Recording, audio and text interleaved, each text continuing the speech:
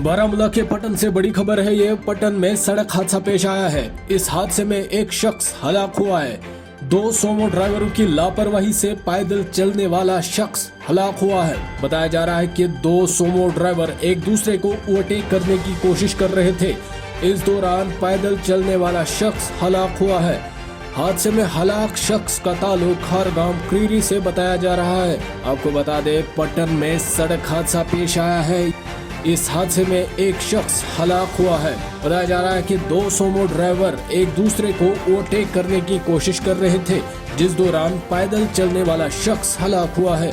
हादसे में हलाक शख्स का ताल्लुक खारगाम क्रीरी से बताया जा रहा है। पटन में ये सड़क हादसा पेश आया है। इस हादसे में एक शख्स हलाक हुआ है। दो सोमो ड्राइवरों की लापरवाही से पैदल चलने वाला शख्स हलाक हुआ है। बताया जा रहा है कि दो सोमो ड्राइवर एक दूसरे को ओवरटेक करने की कोशिश कर रहे थे, जिस दौरान ये हादसा पेश आया। हादसे में हलाक हुए शख्स का ताल्लुक खारगाम क्रीरी से बताया जा रहा है।